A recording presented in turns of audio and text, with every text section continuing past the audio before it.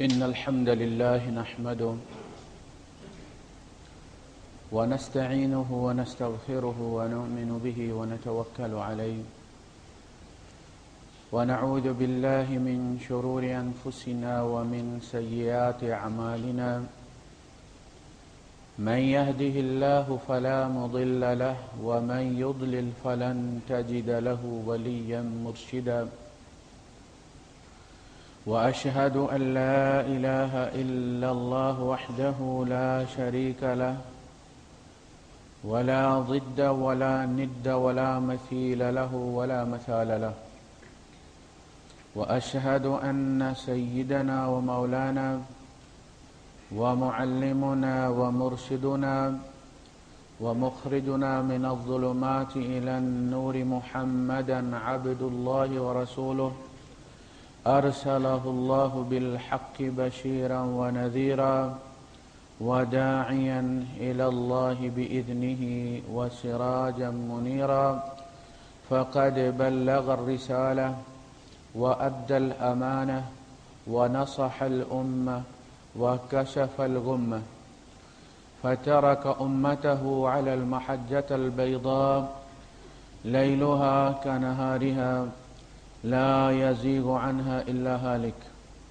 اللهم صل وسلم وبارك على سيدنا محمد وعلى آله وأصحابه وأزواجه وذرياته وأهل بيته أجمعين أما بعد فأعوذ بالله السميع العليم من الشيطان الرجيم بسم الله الرحمن الرحيم وقد مكروا مكرهم وعند الله مكرهم وإن كان مكرهم لتزول منه الجبال صدق الله العظيم رب اشرح لي صدري ويسر لي أمري واحلل عقدة من لساني يفقه قولي آمين يا رب العالمين۔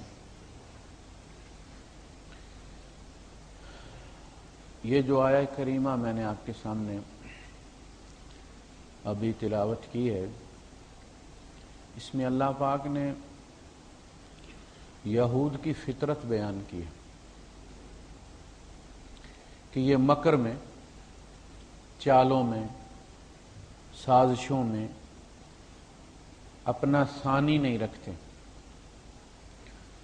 اور ان کی جو چالیں ہوتی ہیں وہ اتنی دقیق ہوتی ہیں، ویل آرگنائزڈ ہوتی ہیں، ویل ایسٹیمیٹڈ ہوتی ہیں، بڑی نپی تلی ہوتی ہیں، اور اتنی طاقتور ہوتی ہیں کہ پہاڑ ان کے سامنے جگہ چھوڑ دیں۔ استقامت میں پہاڑ کی مثال دی جاتی ہے کہ پہاڑ کی طرح ڈٹ جاؤ۔ فرمایا کہ ان کی چالیں ایسی ہوتی ہیں لتزول منہ الجبال، پہاڑ بھی پگھل جائے، رستہ دے دے انہیں، جگہ چھوڑ دے، ان کے سامنے لمبا لیٹ جائے، لیکن اللہ پاک کے پاس ان کی چالوں کا جواب ہے۔ شرط یہ ہے کہ تم اللہ پاک کی ہدایات کو اگر فالو کرو، اللہ کی بات مانو، تو پھر تمہیں ان کی چالیں نقصان نہیں پہنچا سکتی۔ اپنی عقل سے، اپنے جذبات سے تم وہی کرو گے جو وہ چاہتے ہیں کہ تم کرو۔ اگر تم اپنا آپ اللہ کے حوالے کر دو، اور یہ زندگی کے بارے میں اصول بھی ہے قرآن و سنت کا کہ شریعت اصل میں نازل ہی اس لیے ہوئی ہے کہ دو اہم موقع جو ہیں جن پر افراد بھی اور قومیں بھی صراط مستقیم سے ہٹ جاتی ہیں، ایک خوشی کا موقع اور ایک غم کا موقع، ان دونوں مواقع پہ اگر تم اپنے آپ کو اللہ کے حوالے کر دو اور تم وہ رسپانس دو جو اللہ اور رسول چاہتے ہیں، تو تمہاری زندگی جنت بن جائے، نہ کوئی دکھ ہو تمہیں، نہ کوئی غم ہو۔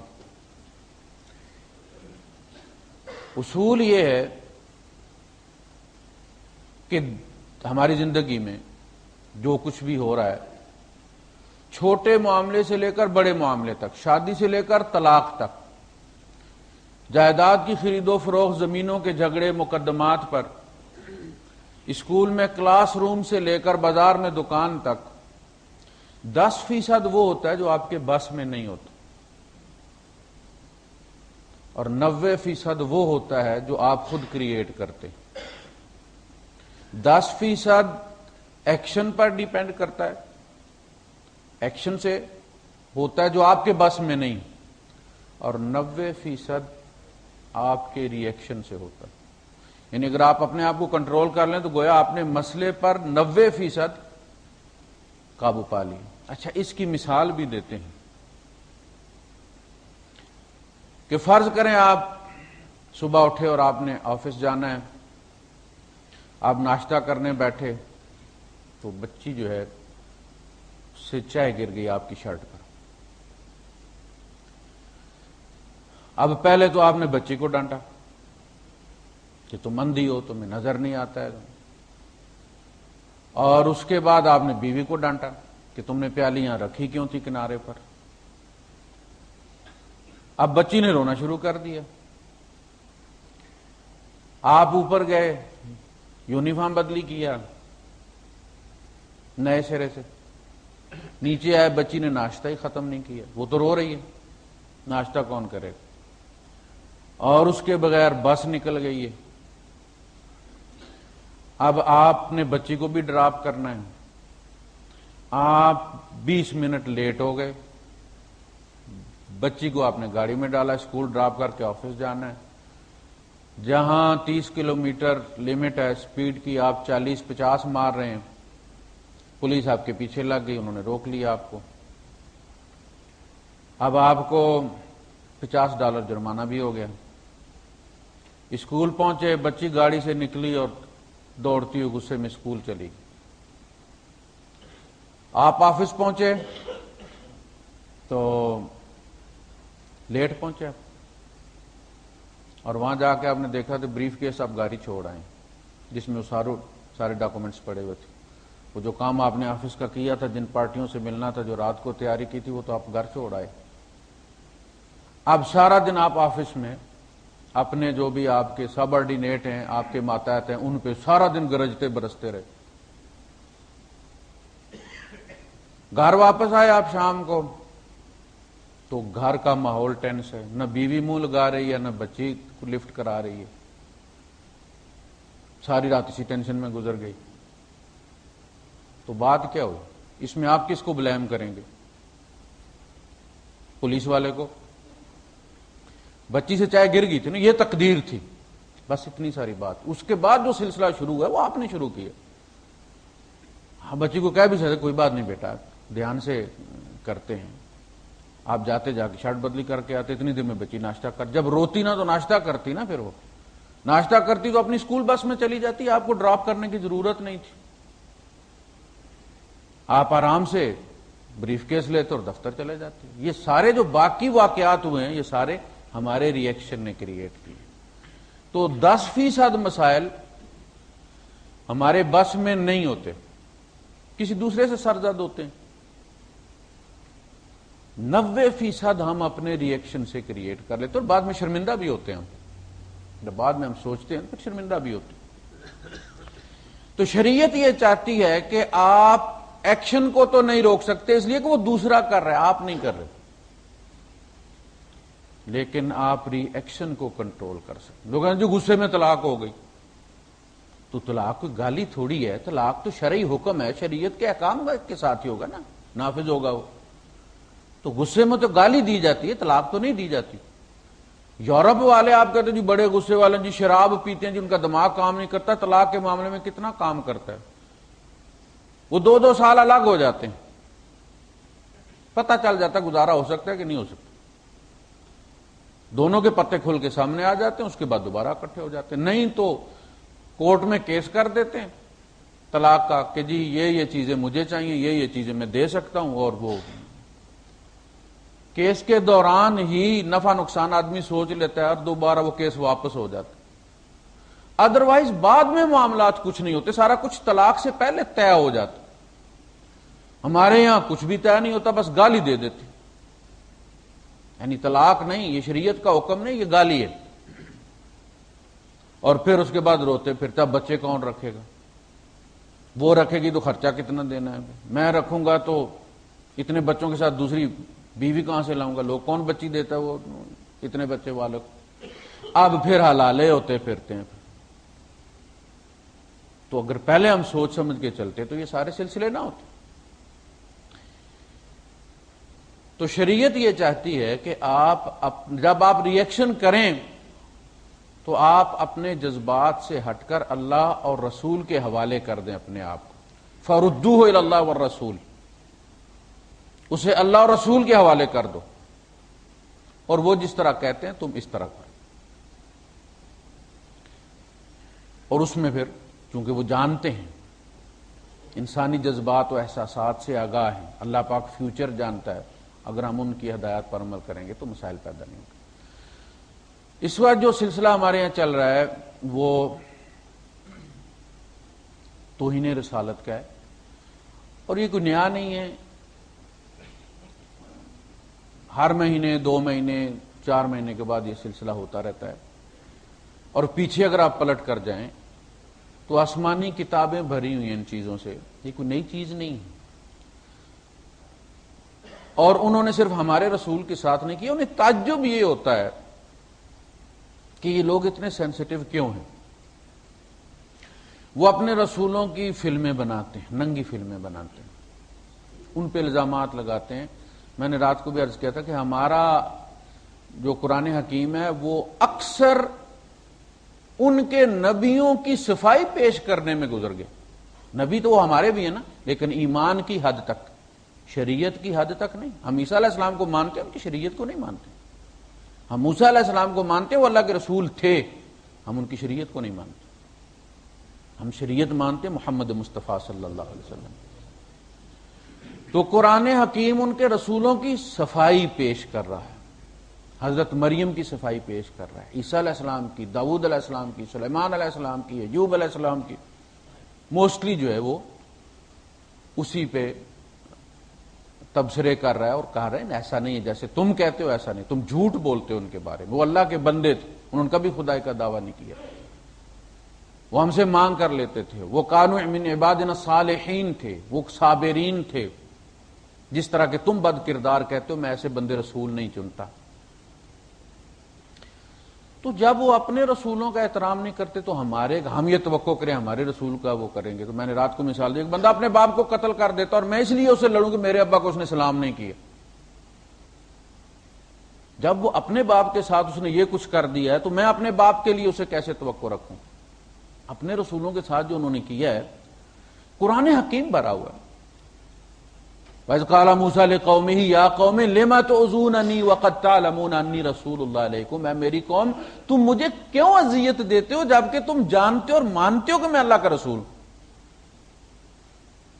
سورہ صف ہے نا، اپنا نبی شکوہ کر رہا ہے کہ تم کوئی موقع ضائع نہیں جانے دیتے مجھے اذیت دینے کا، اور انہوں نے نبیوں کو قتل کیا، نبیوں کو قتل کیا انہوں نے، آپ کہتے ہیں انسلٹ،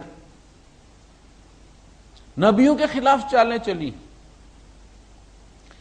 تو ان سے تو آپ کسی خیر کی توقع نہ رکھیں کہ ہمارے اس جلاؤ اور گہراؤ سے اب اتنا اثر پڑے گا کہ وہ ڈر جائیں گے اور وہ نہیں کریں گے۔ انہوں نے پھر یہی کرنا، ابھی وہ والا سلسلہ ختم نہیں ہوا، فرانس والوں نے کارٹون چھاپ دیے،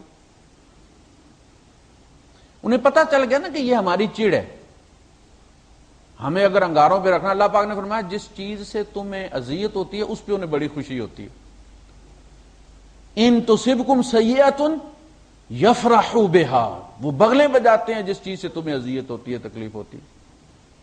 فرمایا وَإِن تَصْبِرُوا وَتَتَّقُوا لَا يَضُرُّكُمْ كَيْدُهُمْ شَيْئًا، اگر تم صبر کا مظاہرہ کرو تو ان کی چالیں تمہیں کوئی نقصان نہیں پہنچا سکتی۔ جس چیز پہ وہ چاہتے ہیں کہ تم تڑپو لیکن انہیں بتاؤ مت، وہ تمہارے دشمن ہیں، دشمن کو خوش کرنا کوئی اچھی بات نہیں ہے۔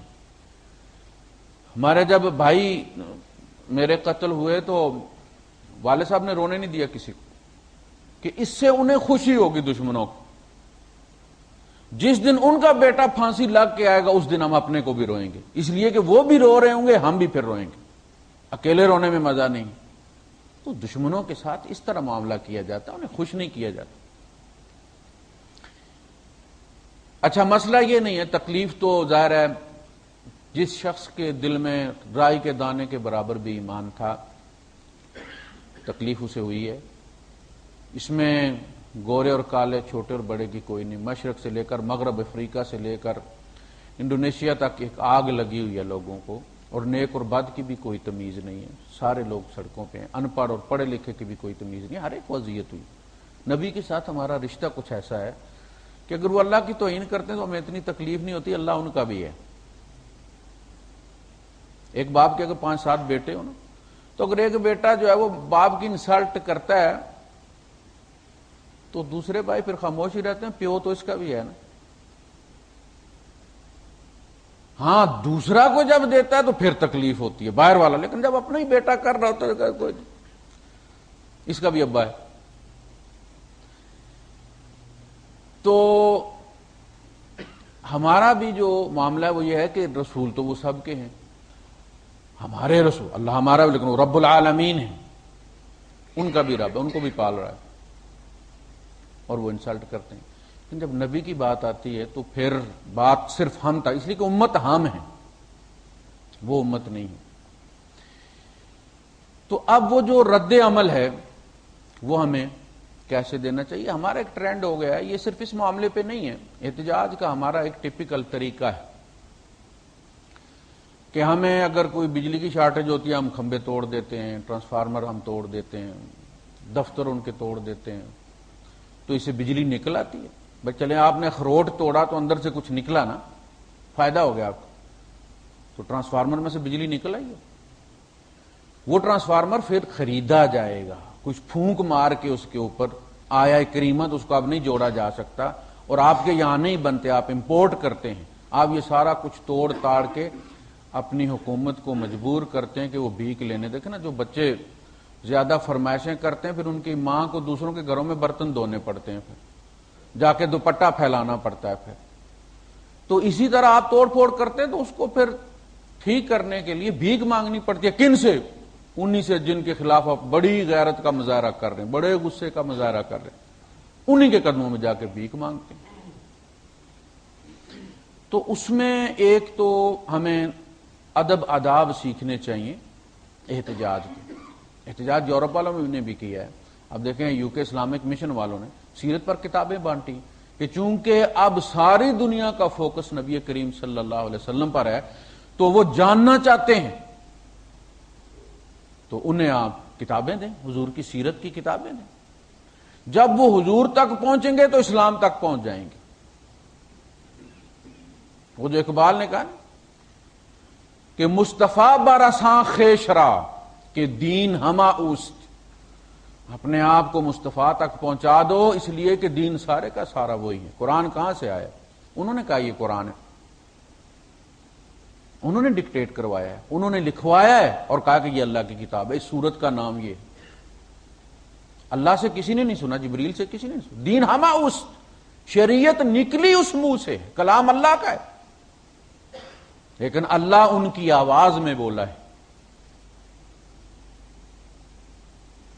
تو جب لوگوں تک یہ پہنچے گا، یہ ہے آپ کے آفس میں بندے ہیں وہ کہتے بھی نہیں ہیں، اگر کوئی نان مسلم ہے تو وہ شاید آپ سے کہے گا نہیں کہ شاید اس کے جذبات اس وقت بھڑکے ہوئے ہیں، لیکن اگر آپ اسے بایوگرافی دیں گے نبی کریم صلی اللہ علیہ وسلم کی تو وہ انکار نہیں کرے گا، اس لیے کہ وہ جستجو میں ہے کہ مجھے کوئی اتھینٹک چیز ملے مسلمانوں کی طرف سے کہ حقیقت میں ان کے نبی کیا ہیں۔ یہ انسانی فطرت ہے۔ اور دیکھیں نبی کریم صلی اللہ علیہ وسلم کے بارے میں جب یہ کافر آگے پیچھے، چونکہ میلہ لگتا تھا نا یہاں بیت اللہ میں، سال کے سال عکاظ کا میلہ لگا کرتا تھا، لوگ حج اور عمرے پہ آیا کرتے تھے، تو قریش والے جو تھے وہ جس کو کہتے ہیں کہ احتیاطی تدابیر کے طور پر ان قبائل میں جہاں سے لوگ حج اور عمرے کے لیے اور میلے میں آیا کرتے تھے اپنے بندے بھیجتے تھے، جو وہاں جا کے کہا کرتے تھے کہ دیکھو یار ہمارے یہاں ایک بندہ اٹھا ہے اور اس نے یہ دعویٰ کیا ہے وہ کہتا ہے کہ یہ بت جو ہے یہ کچھ نہیں کر سکتے اور اللہ ہی سب کچھ کرتا ہے، تو تم لوگ اس کے ساتھ کوئی کسی قسم کا اٹھنا بیٹھنا نہ رکھنا، کوئی انٹریکشن نہ رکھنا، وہ ہمارا دشمن ہے جو اس کے ساتھ بیٹھتا ہے، پھر ہم اس کے ساتھ دشمنی کرتے ہیں۔ تو اگر تم لوگوں نے میلے میں سموتھلی حصہ لینا ہے تو پھر اس کے ساتھ کوئی تعلق نہیں رکھنا، ورنہ ہم پھر تمہارے ساتھ بھی وہی کریں گے جو ان کے ساتھ کرتے ہیں۔ اب انسان میں تجسس ہوتا ہے کہ اچھا یار دیکھیں نا، جس کے جو فلم بین ہو جاتی ہے لوگ ڈھونڈتے پھرتے ہیں کہیں مل جائے دیکھنے کے لیے۔ تو انسانی فطرت ہے، لوگ آ کے چھپتے چھپاتے حضور سے ملتے تھے پھر اور مسلمان ہو جاتے تھے۔ تو ان کا پروپیگنڈا جو تھا وہ الٹا مدد کرتا تھا نبی کریم صلی اللہ علیہ وسلم کی۔ آپ کو جوابی پروپیگنڈے کی ضرورت نہیں ہوتی تھی۔ خیر، دشمن سے تو آپ یہ توقع مت رکھیں کہ اب کے ہوا ہے اور اب اس کے بعد نہیں ہوگا، یہ ہوتا رہے گا، آپ کچھ نہیں کر سکتے۔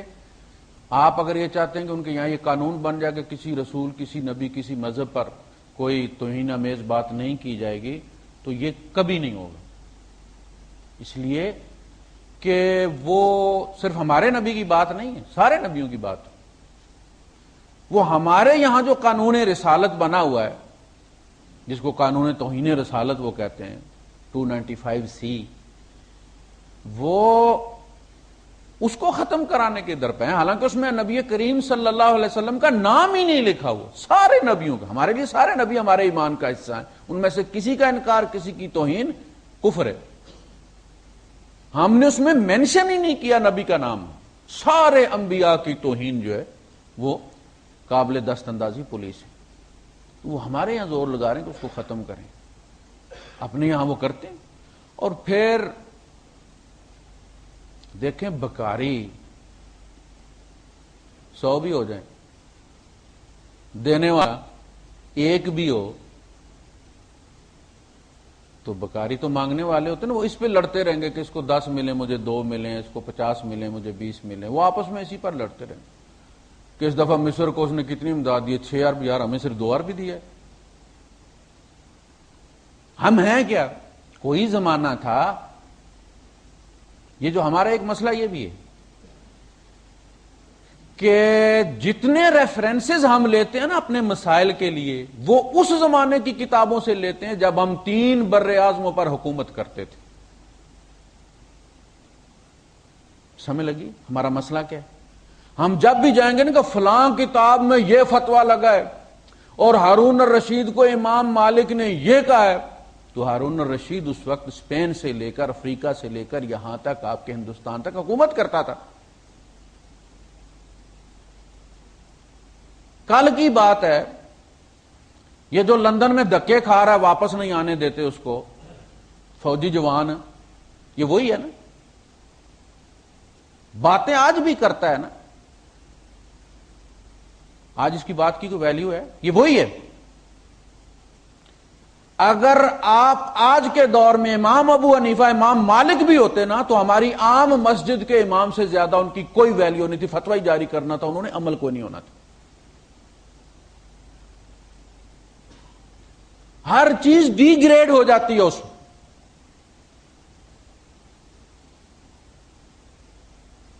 اس وقت اس کی بات قانون ہوتی تھی، اور آج لوگ ہنستے ہیں اس، وہی بندہ ہے نا۔ فرق کہاں پڑا ہے؟ اتھارٹی میں فرق پڑا ہے۔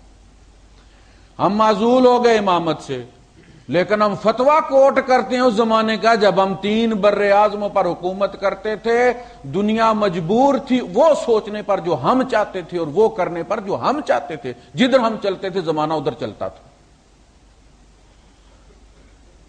فتاوی عالمگیری لیٹسٹ جو ہمارا ورژن ہے فتووں کا، وہ فتاوی عالمگیری ہے۔ ہم ہندوستان کے بادشاہ تھے،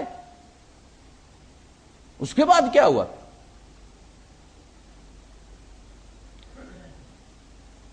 تو ہمارا سب سے پہلا مسئلہ یہ ہے کہ ہم ہو تو گئے ہیں معزول، لیکن ماننے کے لیے تیار نہیں۔ اسی طرح یہ فوجی جوان یہ سمجھتا پھرے کہ وہ آج بھی پاکستان کا جو ہے وہ CNC اور پریزیڈنٹ ہے، تو لوگ اسے پاگل ہی کہیں گے۔ اگر وہ اسی طرح کے بیان جاری کرے ٹی وی پر جس طرح اس طرح بیٹھ کے کیا کرتا تھا، تو لوگ اس کو کیا کہیں گے؟ ہمارے مولوی حضرات کا مسئلہ یہ ہے کہ وہ یہ نہیں دیکھتے کہ ہم کس حال میں، ہم بھکاری ہیں، ہر چیز مانگے تانگے کی ہے. تو قوم کو آپ وہ تصویر دکھائیں. بندہ جب یہاں سے آؤٹ ہو کے جاتا ہے نا تو اپنے گھر والوں کو پاکستان بتا دیتا کہ پتر اب میں ویزا کینسل کروا کے آیا ہوں، اب ہانڈی روٹی پاکستان کے حساب سے کرنی ہے، روپوں کے حساب سے، درموں کے حساب سے نہیں. مولوی حضرات نہیں بتاتے. ماضی میں جیتے ہیں ہم لوگ، حال کا سامنا کرنے کے لیے تیار نہیں، ذہنی مریض ہیں. تو ہم کیا کر سکتے ہیں؟ دیکھیں ان کی چال. اللہ پاک نے فرمایا نا قد مکروا مکرہم عند اللہ مکرہم ان کان مکرہم لتزول منہ الجبال. کتنی کیلکولیٹڈ ہوتی ہے. یورپ خوف زدہ ہے. آپ ان کے ڈر، آپ جب پڑھتے ہیں نا کہ یہاں 25 سال کے بعد یہ تیل ختم ہو جائے گا تو پریشانی لگتی ہے نا. اسی طرح وہ بھی پریشان ہے. کس سے؟ داڑھی والوں سے نہیں، پینٹ کوٹ والوں سے، ٹائی والوں سے، کلین شیو مسلمانوں سے.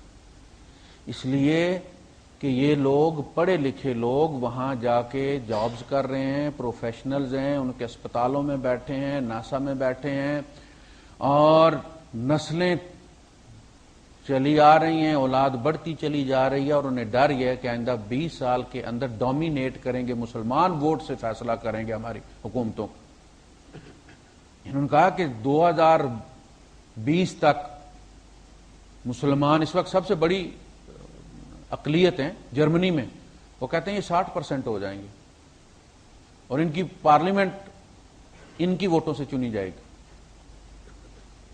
اسی طرح دیگر یورپ میں بھی اسلام کو چاہیے امن بس بڑھنے کے لیے. پیغام اس کے پاس بہت طاقتور ہے. صلح حدیبیہ اللہ پاک نے کیوں کروائی؟ اللہ نے کروائی. اونٹنی کو پکڑ کے بٹھا دیا، آگے نہیں جانا، جنگ ہو جائے گی. جنگ نہیں ہونے دی اللہ پاک. اور جب صلح ہو گئی، کس سطح پر ہوئی صلح؟ جب معاہدہ لکھا جانے لگا تو کہا گیا کہ ھذا ما بین محمد الرسول اللہ صلی اللہ علیہ وسلم و قریش مکہ.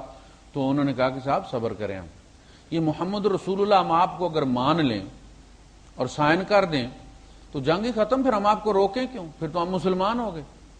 یہ رسول اللہ تو ہم نہیں مانتے. آپ لکھیں محمد بن عبداللہ، جس کو ہم مانتے. تو آپ نے کہا کہ علی مٹا دو رسول اللہ اور وہاں محمد بن عبداللہ لکھ دو. آپ نے فرمایا اگرچہ تم نہیں مانتے لیکن اللہ کی قسم میں اللہ کا رسول ہوں، اور کہا کہ علی مٹا دو. حضرت علی رضی اللہ عنہ نے فرمایا کہ نہیں، ما انا بفاعل، میں یہ کرنے والا نہیں ہوں. آپ نے فرمایا تو ایک دن کرے گا، تو ایک دن کرے گا. حق ہوتے ہوئے بعض دفعہ اس طرح کرنا پڑتا ہے. آپ نے فرمایا مجھے دکھاؤ، اور آپ نے پھر اپنے ہاتھ سے اس کو مٹا دیا اور وہاں محمد بن عبداللہ لکھوائے. کیوں؟ جو ہی یہ صلح ہوئی اور لوگوں کے لیے رستے کھل گئے تبلیغ کے، تو وفود آنا شروع ہو گئے. اور 2 سال بعد 10,000 آدمی لے کر اللہ کے رسول صلی اللہ علیہ وسلم مکہ گئے ہیں. پھر یدخلون فی دین اللہ افواجا، فوج در فوج لوگ جو ہے وہ آئے. اسلام کو اصل میں اپنے پیغام کے لیے ایک انوائرمنٹ چاہیے، پیس، امن چاہیے اس کو. اور وہ دینا نہیں چاہتے، یہ وہ ٹینشن کریٹ کر کے رکھنا چاہتے ہیں. وہ چاہتے ہیں کہ ہمارے درمیان وہ عداوت رہے تاکہ اسلام کو ان کے بچوں تک ایکسیس نہ ملے. وہ جان بوجھ کے کرتے. یورپ کا یہ چہرہ دکھانے کے لیے کہ یہ دیکھو یہ جو گاڑیاں توڑ رہے ہیں اور دفتر توڑ رہے ہیں اور آگ لگا رہے ہیں، یہ اگر یہاں تمہارے یہاں آ گئے تو دیکھ لو تمہارے ملک کا کیا حشر کریں گے. لہذا ان کو ویزے ایشو مت کرو، ان کو نیشنلٹیاں مت دو، ان کو اپنے یہاں مت آنے دو، اور جو یہاں ہیں ان کو نکالو. یہ خطرہ ہے ہمارے لیے، یہ کینسر ہے ہمارے لیے. اور ہم اگر اپنے رد عمل سے وہی ثابت کر دیں جو وہ کہتے ہیں، جس سے وہ اپنے بچوں کو ڈراتے ہیں، تو ہم تو ان کی چال میں آ گئے. تو ہم احتجاج کریں، اس میں کوئی ممانعت کی بات نہیں ہے، کریں گے، لیکن ادب آداب سیکھیں اس کے. کسی بھی معاملے پہ احتجاج کرنا ہے آپ نے، سڑکیں بلاک کرنے کا کوئی حق حاصل نہیں. آپ سڑک میں رستہ چھوڑ کے آپ اپنے ساتھ وہ لوگ رکھیں جو سڑک کلیئر رکھیں، لوگوں کو سائڈ پہ رکھیں اور گاڑیوں کو، ایمبولینسوں کو آنے جانے دیں. اگر ایک بندہ آپ کے جلوس کی وجہ سے اس کی ایمبولینس رک گئی ہے اور وہ عورت مر گئی ہے ڈیلیوری کے دوران گاڑی کے اندر، یا وہ ہارٹ پیشنٹ جس کو اٹیک ہوا اور اسپتال پہنچنا ضروری ہے وہ تڑپ کر مر گیا ایڑیاں رگڑ رگڑ کے گاڑی میں، تو آپ کے سر قتل پڑ گیا. آپ نے وہ حدیث بخاری شریف کی پڑھی ہے نا کہ جس نے بلی کو ایکسیس نہیں دی تھی فوڈ تک اور وہ بھوکی مر گئی، صرف ایک جرم کی وجہ سے اللہ پاک نے اسے جہنم میں ڈال دیا، اور آپ نے اس مریض کو ایکسیس نہیں دی اسپتال تک، وہ مر گیا، تو آپ کے ذمہ تو پڑ گیا. اسی طرح کوئی غریب آدمی جا رہا ہے مریض لے کر، تو ہمارے یہاں جو بکنگ ہوتی ہے آپ کو پتا ان پہ کوئی ٹیکسی لکھا ہوا نہیں ہوتا ہے، وہ کاریں، وہ سوزوکی ڈبے جو کیری ڈبے ہوتے ہیں، ہمارے یہاں تو بکنگ اسی طرح ہوتی ہے، نارمل گاڑیوں میں ہوتی ہے، اس پہ کوئی لکھا نہیں ہوتا کہ وہ ٹیکسی ہے. تو ایک بندہ ہے وہ کہتا ہے جی والدہ میری بیمار ہے اور ان کو فوراً اسپتال پہنچانا. اس نے کہا بھائی لوگ سارے سڑکوں پہ نکلے ہوئے ہیں، میں نہیں جاتا. انہیں بڑی منت ارلا کی. اب گاؤں کا معاملہ ہوتا ہے، ایک دوسرے کی چونکہ مروت بھی ہوتی ہے کہ اگر یار اس کو ہو گیا تو ساری زندگی یہ دھبا لگا رہے گا کہ اس نے یہ گاڑی لے کے نہیں نکلا اور میری ماں مر گئی. وہ گاڑی میں ڈال کے چل پڑا تو رستے میں مل گئے عاشقان رسول، اور وہ ہاتھ باندھ رہا ہے خدا کے لیے یہ میری ٹیکسی ہے، میں نے مالک کو جواب دہی کرنی ہے، میں دیہڑی کا ڈرائیور ہوں، یہ گاڑی مت توڑو، اور وہ شیشے توڑ رہے ہیں اس کو. یہ ہے اسلام.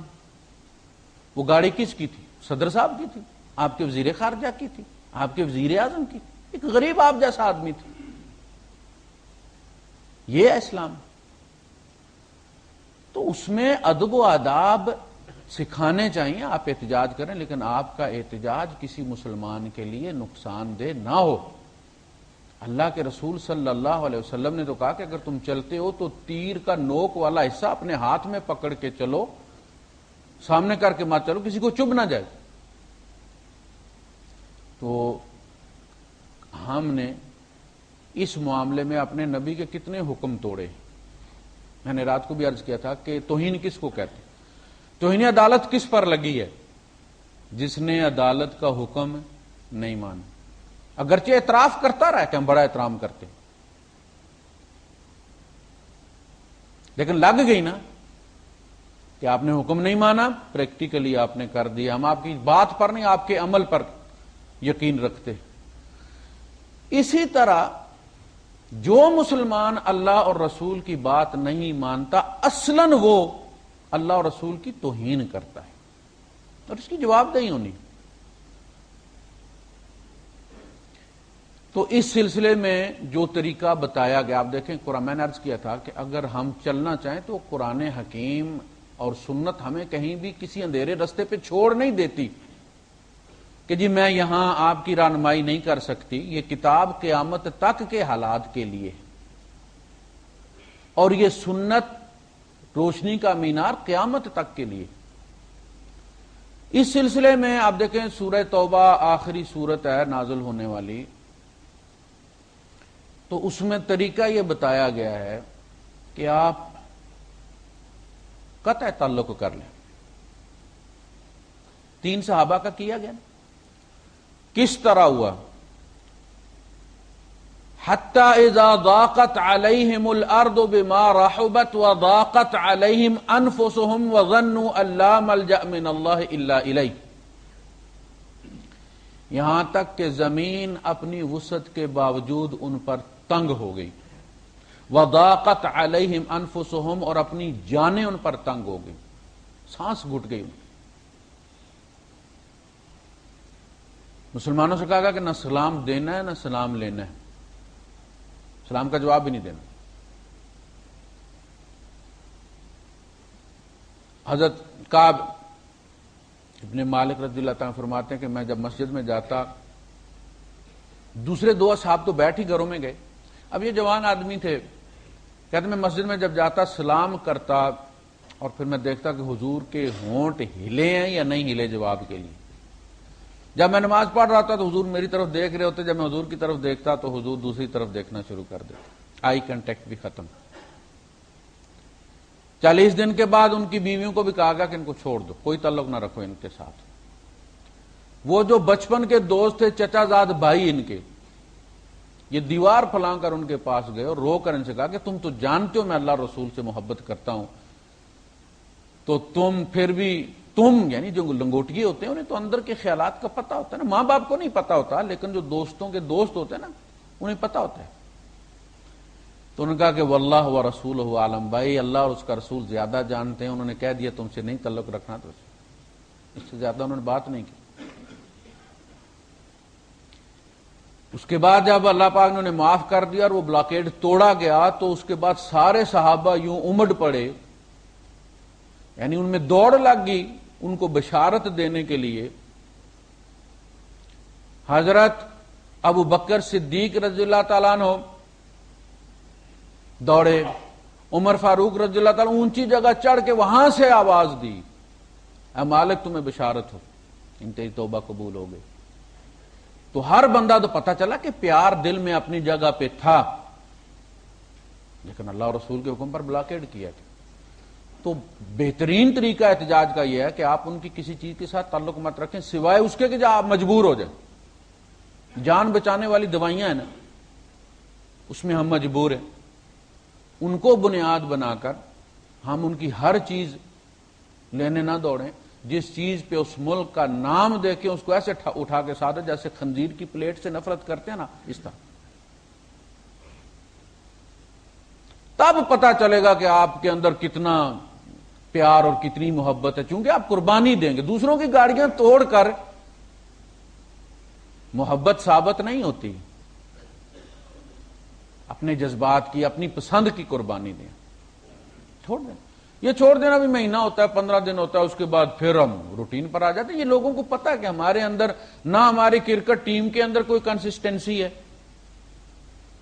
اور نہ ہماری قوم کے اندر, امت کے اندر کوئی کنسسٹنسی ہے. ہمارا رویہ بس وہ جیسے 7 اپ میں نمک ڈالو تو ایک دفعہ جاگ چڑھتی اور پتہ چلتا ہے سیلاب آ کر, اس کے بعد ٹھنڈا ٹھار. ہم سارے تھوڑی دیر کے لیے گرم ہوتے ہیں, اس کے بعد ٹھنڈا ٹھار .com. آپ کوشش کریں, مہنگی بھی ملتی ہے تو اپنے کسی اسلامی ملک کی لیں, اپنے ملک کی لیں. آپ ان کی سستی ملتی ہے, سیل پر بھی لگی ہو, پروموشن پر بھی لگی ہو, مت لیں. یہ طریقہ ہے نا, اس سے ان کا نقصان ہوگا. اور جس چیز سے وہ چڑھتے ہیں آپ وہ کریں. آپ ہٹلر کو ہیرو بنا دیں, اپنا نہیں یورپ کا. آپ یہی لکھیں, یورپ کا عظیم leader, the great leader of Europe, عقل مند ترین آدمی یورپ کا, جس نے, اور یہ کہ یہ فراڈ ہے, یہ ہولوکاسٹ بالکل فراڈ ہے, یہ فیری ٹیلز ہیں, بس کچھ بھی نہیں ہے. اب اس چیز سے انہیں بڑی تکلیف ہوتی ہے. باقی آپ دیکھ لیں, یہود نے اتنا منوا لیا, ہر ملک میں, یورپی یونین کے اندر بھی 6 سال سزا ہے اس کی, کہ اگر کوئی انکار کرتا ہے اس بات کا کہ ہولوکاسٹ نہیں ہوا تھا. ان کے بڑے بڑے صحافی جنہوں نے ہمت کی, لکھا, وہ یا تو معافی مانگ لی کورٹ کے اندر, اس کے باوجود کورٹ نے انہیں معاف نہیں کیا, 6 مہینے سزا دے دی. لیکن یہ کہ بڑے بڑے ذہین لوگ جیل میں ڈال دیے گئے ان کے پریشر کی وجہ سے, کہ انہوں نے یہ کہا کہ جی ہولوکاسٹ اتنی سطح پہ نہیں, مارے گئے ہوں گے لوگ لیکن اتنے نہیں جتنے یہ کہتے ہیں, اتنے ممکن ہی نہیں ہے, ان کی اتنی تعداد ہی نہیں تھی یورپ کے اندر. یہ کہانیاں ہیں ساری, کتابیں لکھی انہوں نے, تحقیق لکھی انہوں نے, اور جیل میں ڈال دیے گئے. لیکن نبی پر انہوں نے ننگی فلم بنائی, کسی نے پوچھا نہیں, کہا کہ جی حق آزادی ہے, حق رائے کی آزادی ہے, سوائے اس کے.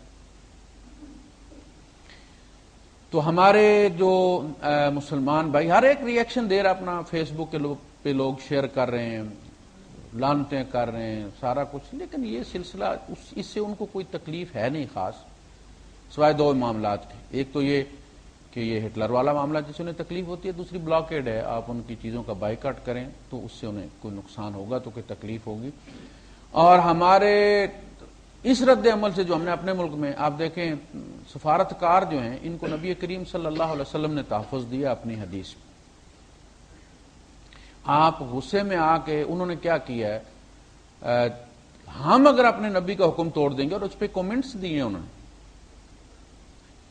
عیسائیوں نے کومنٹس دیے ہیں جنہوں نے ہماری شریعت کا مطالعہ کیا ہے کہ آپ لوگوں نے تو خود اپنے نبی کی توہین کر دی ہے، سفارتکاروں کو مار کے اور سفارتخانوں کا گھیراؤ کر کے آپ نے خود توہین کر دی ہے اپنے نبی کی۔ اور باقاعدہ انہوں نے حدیث کا حوالہ دیا کہ آپ کے نبی نے تو یہ کہا تھا کہ عام مسلمان کا دیا ہوا امن بھی امن ہے۔ آپ اندازہ کریں، حضور یہ کہتے ہیں کہ میرا ایک امتی بھی اگر کسی کو یہ کہہ دے کہ تم میری امان میں ہو تو فوج کے سربراہ کو اس امان کو ماننا پڑے گا، وہ نلیفائڈ نہیں کر سکتا، اس لیے کہ جتنا کلمہ گو یہ ہے اتنا کلمہ گو یہ ہے۔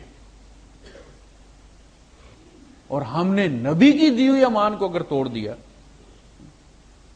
اس میں کچھ کمزوریاں ہماری لیڈرشپ کی بھی سامنے آئیں۔ مذہبی لیڈرشپ جو ہے اس سے تو مجھے ہمیشہ گلہ رہا ہے کہ یہ سفید ہاتھی ہیں، جب بھی ضرورت پڑتی ہے یہ انڈر گراؤنڈ چلے جاتے۔ سب سے پہلا آپ دیکھیں نا، اسی طرح جیسے فوج ہو اور پہلا گولہ پڑنے پر سب سے پہلے فوج ہی انڈر گراؤنڈ چلی جائے بنکروں کے اندر، تو لڑے گا کون اس کے لیے؟ یہ مذہبی معاملہ تھا نا، تو سب سے پہلے مذہبی قیادت کا سامنے آنا ضروری تھا۔ ہمارے یہاں کوئی کمی نہیں ہے، بڑی بین الاقوامی شخصیات ہیں جن کی وہاں ساکھ ہے یورپ کے اندر، اور وہ ان کو بات سمجھا سکتے تھے۔ ہمارے یہاں وہاں سے پڑھ کے آئے ہوئے لوگوں کے ڈھیر ہیں جن کی وہاں ساکھ ہے، وہاں کی یونیورسٹیوں میں وہ پڑھاتے رہے ہیں، ان کے شاگرد وہاں کی پارلیمنٹوں میں بیٹھے ہوئے ہیں، ان کو بھیجا جا سکتا تھا، ساتھ دو چار علماء چلے جاتے۔ دیکھیں نا، تقی عثمانی صاحب ہیں، رفیع عثمانی صاحب ہیں، یہ لوگ بڑے مانے ہوئے ہیں، دین دنیا دونوں پڑھی ہوئے ہیں، خاص کر کے تقی عثمانی صاحب کو تو یورپ بہت مانتا ہے۔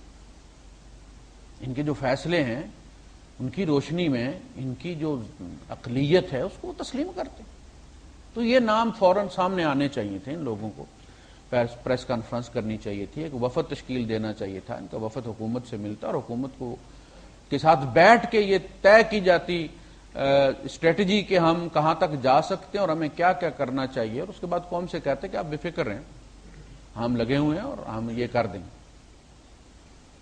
قوم نکل پڑی، کوئی گائیڈ کرنے والا ہے نہیں ہے، جس کا جو جی چاہا اس نے کیا۔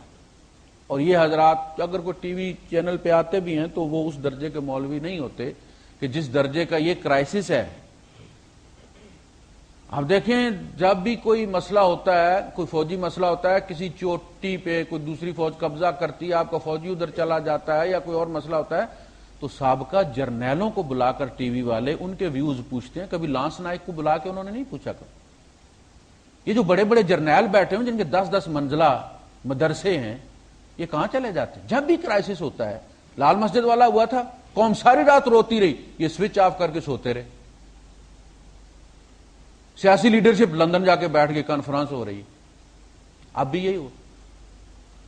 تو ہم وہ قوم ہے جس کا امام کوئی نہیں، تو ظاہر ہے جب جماعت میں امام ہی نہیں ہوگا تو پھر جس کا دل کرے گا، جس طرح چاہے گا وہ پڑھے گا، کوئی رکوع میں ہوگا، کوئی سجدے میں ہوگا، کوئی قیام میں ہوگا۔ بالکل یہی حالت ہے ہماری، یہ نااہلی ہماری مذہبی قیادت کی۔ آپ دیکھیں چند گھنٹوں کے اندر رسپانس دیا سعودیہ کے مفتی نے، اور اس دفعہ نہیں، ہر کرائسس میں وہ بندہ ہمیشہ وہ کہتا ہے جو اللہ اور رسول کہتے ہیں۔ اس معاملے میں ان کی داد دینی پڑے گی کہ وہ بالکل اویلیبل رہتے ہیں۔ چند گھنٹوں کے اندر انہوں نے قوم کو کہا کہ انہوں نے جو کیا غلط کیا ہے، انتہائی قابل مذمت عمل ہے، لیکن ہم نے وہ کرنا ہے جس کی اجازت ہمیں اللہ اور رسول دیتے ہیں۔ ہم نے سفارتکاروں کو کچھ نہیں کہنا، املاک کو کچھ نہیں کہنا، حکومت کی سطح پہ ہم کریں گے، اور کیا ان کی حکومت نے بھی اس پہ۔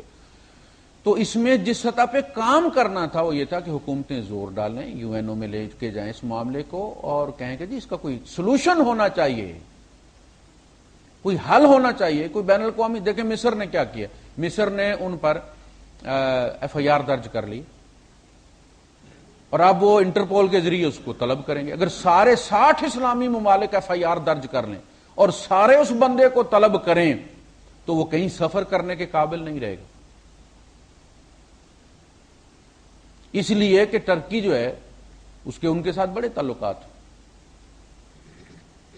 تو یہ وہ کرنے کا کام ہے جو حکومتی سطح پہ، اعلیٰ سطح پہ کیا جانا چاہیے. نچلے کی توڑ پھوڑ کی انہیں کوئی تکلیف نہیں ہے. اسی طرح جو بندہ سمجھانے کی کوشش کرتا ہے کہ یار اس طرح مت کرو، یہ توڑ پھوڑ مت کرو، لوگ سمجھتے ہیں کہ یہ عاشق رسول نہیں ہے.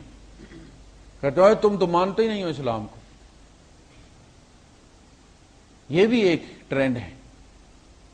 تو ہماری مذہبی کی عادت کو آپ دیکھیں نا، حکومت نے یہ آج جمعہ کا دن عشق رسول کا دن منایا، تو وہ پچھلے جمعے کو بھی ہو سکتا تھا. یعنی جس طرح ہوتا ہے نا کہ ہر چیز کے ایک بوائلنگ پوائنٹ ہوتا ہے ہر چیز کا، کہ یہاں یہ پگھل جاتی ہے، یہاں پہ یہ بوائل ہو جاتی ہے. اس طرح شاید ہماری حکومت کا بوائلنگ پوائنٹ یہ ہے کہ اتنے کھمبے ٹوٹنے چاہیے، اتنے سگنل ٹوٹنے چاہیے، اتنی گاڑیاں ٹوٹنی چاہیے، اس کے بعد حکومت گرم ہونا شروع ہوتی. تو یہ جو گاڑیاں جلتی ہیں شاید وہ گورنمنٹ کو گرم کرنے کے لیے ہوتی. اس کے بغیر حکومت نہیں کرتی. لیکن یہاں کی حکومت میں نے بھی ایکشن لیا ہے، بڑے اسٹرانگ بیان دیا ہے، اور یہی کرنے کی ضرورت ہے ہماری حکومت کو. نہیں ہوا. علماء کا میں نے عرض کیا کہ قوم کو گائیڈ کرنا چاہیے تھا کہ بالکل احتجاج کریں، ہم آپ کے ساتھ ہیں، لیکن اس طریقے سے کریں. جیسے نماز کا بڑی فکر رہتی ہے نا کہ انگوٹھا کہاں رکھا ہوا، ناف پہ ہے کہ نہیں ہے، دائیں پاؤں کا انگوٹھا کہاں ہے، سلوار ٹکنے سے نیچے ہے کہ اوپر ہے، اس پہ فتوے لگتے ہیں نا. تو یہ بھی دیکھنا چاہیے تھا، یہ بھی گائیڈ کرنا چاہیے تھا کہ احتجاج کیسے کرتے. یہی موقع تھا، میڈیا کھلا ہوا تھا، میڈیا لگا، میڈیا کی مجبوری تھی اس موضوع کو لینا. نہیں. اچھا، اسی طرح جتنا زور ہم نے اس پہ دکھایا اور یونٹی ہم نے اس پہ دکھائی ہے، اگر ہم اتنی فحاشی پہ دکھائیں تو آپ کا کیا خیال ہے؟ یہ تو وہ کام ہے جو ہو سکتا ہے. یہ ہمارے ملک میں ہے نا. یہ جو بے حیائی کے پیکج لے کر آتی ہیں ٹیلی فون کمپنیاں، اور جس طرح وہ بچیوں کو اور بچوں کو، جوان ان کو ناچتے ہوئے دکھاتے ہیں اور فون کے ذریعے میسج کرنا دکھاتے ہیں اور وہ پیکجز کے ذریعے پھنسانا دکھاتے ہیں، یہ کیا؟ یہ ہماری بچیوں کی تربیت ہو رہی ہے، ہمارے نوجوانوں کی تربیت ہو رہی ہے. اور جب کسی چیز کا اس طرح کھلے عام افشا ہو جاتا ہے تو اس کی کراہت کم ہو جاتی ہے، لوگ اس کو روٹین کی چیز سمجھنا شروع ہو جاتے ہیں، اور آہستہ آہستہ آہستہ آہستہ آہستہ کانوں سے وہ ٹکراتی رہتی ہے، آنکھوں سے ٹکراتی رہتی ہے، اور پھر آپ کے اندر انسٹال ہو جاتی ہے. وہ اپنی بیٹی کو بھی کوئی کرتے ہوئے دیکھے تو کہ، بلکہ باپ ایسے بھی باپ ہیں جو پاس بیٹھ کے بیٹی سے بات کرواتے ہیں.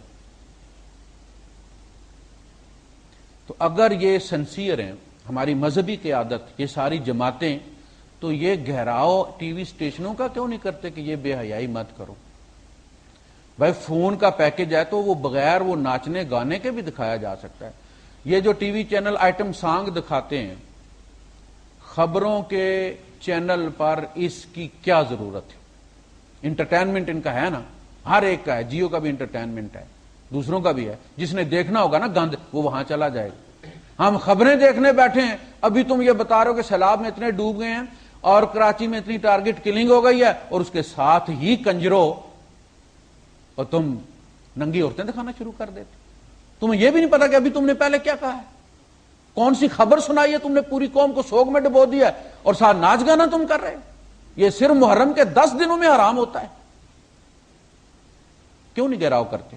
یہ سنسیئر نہیں ہے. ہر بندہ نکل پڑا شو آف پاور کے لیے، ہر جماعت یہ دکھانا چاہتی ہے کہ اس کے ساتھ بندے زیادہ.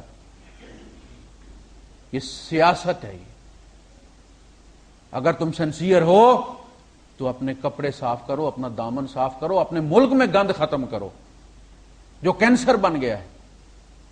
وہاں تو نہیں، انہوں نے کیا کرتے کیا؟ وہ کھلے بالوں والی ایک عورت بٹھائیں گے، وہ یہ اینکر پرسن ہے، پرسنا ہے، خوب پہچان کیا. سامنے اتنی لمبی داڑھی والا جتنے اس کے سر کے لمبے بال ہیں، اتنی لمبی داڑھی والا مولوی بٹھا دیتے ہیں. اب شریعت ڈسکس ہو رہی ہے. رات کو غالباً ڈی ایم وہ ٹی وی پہ اسی طرح کا مسئلہ چل رہا تھا، ایک عورت نے فون کیا اس عورت کو کہ آپ کتنا مقدس موضوع لے کر بیٹھی ہوئی ہیں، نبی کی عصمت کی بات کر رہی ہیں، حرمت کی بات کر رہی ہیں، دوپٹہ تو سر پہ رکھے نا، یہ کیا حال بنا کے لیا ہوا آپ نے؟ اس پہ وہ گرم ہو گیا، اس نے کہا انہی کرتوتوں کی وجہ سے تو یہ ہمارے ساتھ ہو رہا ہے، انسلٹ ہو گئی نا، اس کا رنگ فک ہو گیا۔ انہوں نے کہا ابھی تھوڑی دیر پہلے ہم یہی ڈسکس کر رہے تھے کہ تم لوگ بس اسی چکر میں پڑے رہتے ہو کہ کسی کا دوپٹہ ہے کہ نہیں ہے اور کسی کا گلا کھلا ہے کہ نہیں ہے، تم یہاں سے نکلتے ہی نہیں باہر، اور دیکھو دنیا ہمارے ساتھ کیا کر رہی۔ تو وہ مولوی صاحب جو ہے اس کو بھی لوگ کہتے ہیں کہ آپ کی بات کا اثر کوئی نہیں ہے، اس لیے کہ جو آپ کے سامنے بیٹھی ہوئی ہے اس کو تو آپ بات منوا نہیں سکتے۔ آپ ان سے کہنا کہ یار آپ نے مولوی صاحب بلایا تھا، کوئی مرد بھی پاکستان میں کوئی تھوڑے سارے دبئی تو نہیں نہ آ گئے ہیں وہاں پہ، تو ان سے بات کروا لو۔ وہ جان بوجھ کے ناک رگڑتے ہیں مولوی کے، اور مولوی بھیک مانگتے ہیں ٹی وی پر آنے۔ بعض مولوی وہ ہیں جن کا دل کرتا ہے کیمرے کے اندر گھس جائیں۔ یہ مولوی انکار نہیں کر سکتا تھا، یہ دیکھ کر کے بھائی میرے کو آپ نے اینکر پرسن کون رکھی ہوئی ہے جی، عورت ہے کہ میں نہیں، سوری میں نہیں کر سکتا، مرد کریں آپ۔ لیکن وہ لائن لگی ہوتی ہے اور وہ پھر اپنی شرائط پہ وہ کرتے ہیں۔ تو اگر ہم سنسیئر ہیں، اگر ہم مخلص ہیں، تو اپنا اخلاص اپنے معاشرے میں شو کریں۔ اگر آپ کے اندر سے نفرت ایک دوسرے کی نکل گئی ہے، آپ دوسروں سب کو مسلمان سمجھتے ہیں، ہر ایک جو اسکول آف تھاٹ ہے وہ نبی کریم صلی اللہ علیہ وسلم کی احادیث کو ہی لے کر چلا ہے۔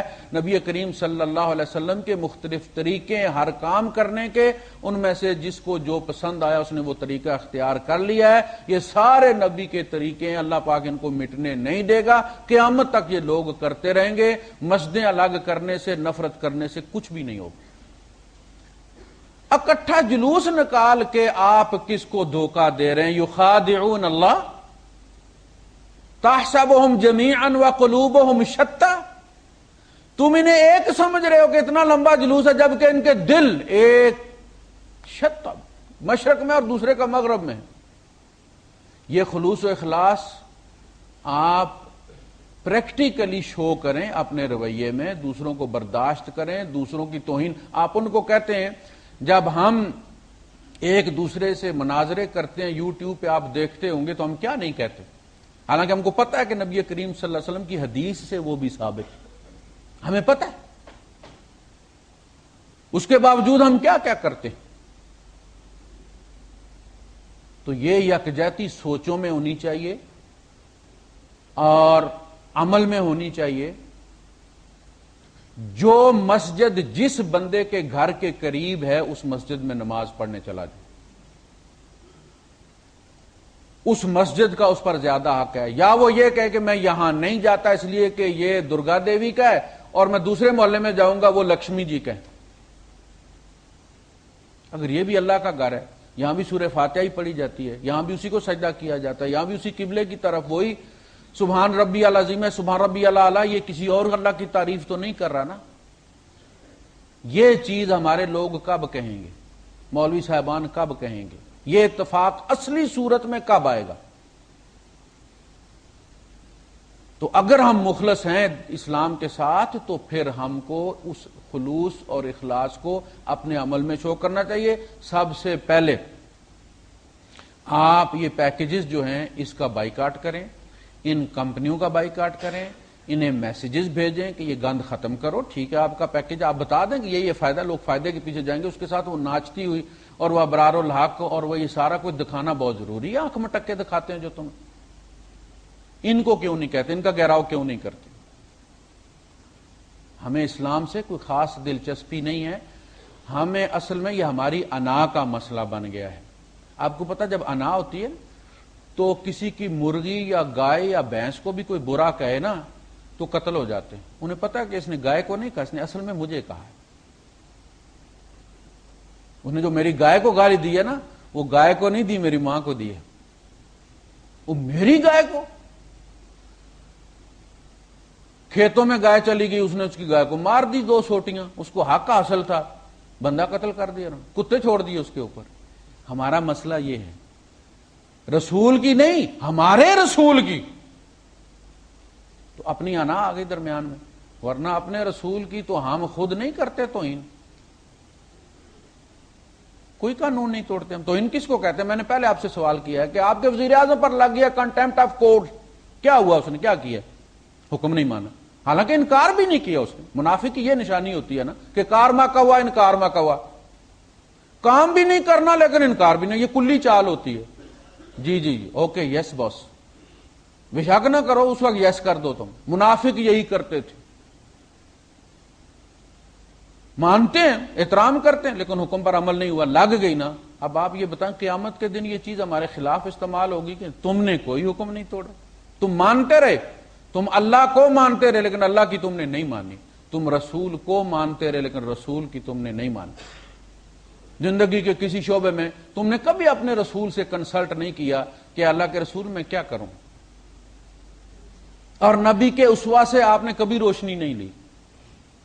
تو سب سے پہلے اپنے اندر کا تعصب ختم کریں. جس کے محلے میں قریب ترین مسجد اہل حدیث کی ہے وہاں جا کے نماز پڑھے، اور اہل حدیث حضرات اگر کوئی دوسرے فقہ کی مسجد ہے تو وہاں جا کے نماز پڑھے. یہ رفع یدین کر لیں، کوئی مسئلہ نہیں، اس کا کوئی ایکسٹرا ٹیکس نہیں، کر لیں. امام صاحب کو کیا تکلیف؟ اور اگر امام صاحب کرتے ہیں رفع یدین، پیچھے مقتدی نہیں کرنا چاہتا، کہتا جی حضور نے ترک کر دیا تھا، ٹھیک ہے نہ کرو. لیکن اس کے پیچھے نماز پڑھنے سے اصل میں ہمارے گاہک ٹوٹ جاتے ہیں. اگر میں یہ بات کہہ دوں تو پھر تو میرے گاہک ٹوٹ جائیں گے. لہذا اپنے گاہک پکے رکھنے کے لیے آپ دکان والے سے پوچھیں نا کہ اگر اس کے پاس کوئی چیز نہیں ہے تو آپ اس سے کہیں گے پھر یہ کہاں سے ملے گی، بتاتا نہیں ہے کہ چلو ابھی تو اس کے پاس نہیں ہے، ہفتے بعد آ جائے گی. تو یہ بندہ میرے اگر وہ کہے کہ یہ یہاں سے چھوڑ کے تیسری دکان میں مل جائے گی تو اس کا تو گاہک ٹوٹ گیا. اب تو آپ لازم جب بھی آئیں گے تیسری دکان پہ آئیں گے.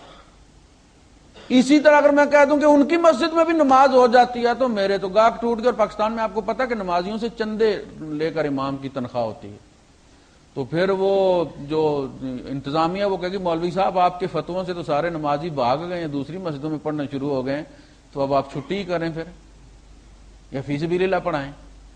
تو سب سے پہلے اگر ہم مخلص ہیں تو یہ خلوص اللہ اور رسول کو شو کروائیں. ہم اگر ہم متحد ہیں تو کافروں کو نہ دکھائیں، اس کو دکھائیں جو آپ کے سینے کے رازوں سے بھی واقف ہے. اگر آپ اس کو خوش کر لیں گے، اپنے کردار سے ثابت کر دیں گے. اللہ کے رسول صلی اللہ علیہ وسلم 13 سال جو آپ نے مکے میں گزارے بڑا صبر کیا. پتھر یعنی لٹا کے اس چٹیل زمین کے اوپر سینے پہ پتھر رکھ دینا، بندے کا چڑھ جانا، آگ لگا دینا، سارے مسائل گزرے. تو صحابہ سے اللہ پاک نے کہا کہ دیکھو میں تمہیں پکار رہا ہوں، میں نے تمہیں امامت دینی ہے دنیا کی. کچے بندے دیکھنا اب جب بندہ فوج میں بھرتی ہوتا ہے تو پھر اس کی رنگروٹی ہوتی ہے، پھر وہ افسر بنتا ہے. تو کہا تمہاری رنگروٹی چل رہی ہے، جس نے بھاگنا ابھی بھاگ جائے، چوری کھانے والے مجنوں اس میں شامل نہ ہوں. ہمارا مسئلہ یہ کہ اکثریت جو ہے وہ چوری کھانے والوں کی ہو گئی ہے. تو فرمایا کیا تم یہ چاہتے ہو کہ اللہ پاک تمہیں زمین کی امامت عطا فرما دے اس کچے کردار کے ساتھ اور تم زمین میں فساد پھیلا دو؟ تو اپنے رویے سے ثابت کریں کہ ہم مہذب ہیں. قومیں موٹر وے سے مہذب نہیں ہوتی اور سیولائزڈ نہیں ہوتی، رویے ان کا بیہیویئر سیولائزڈ ہوتا ہے جو یہ دنیا کو بتاتا ہے کہ یہ لوگ مہذب ہیں. وآخر دعوانا الحمدللہ رب العالمین.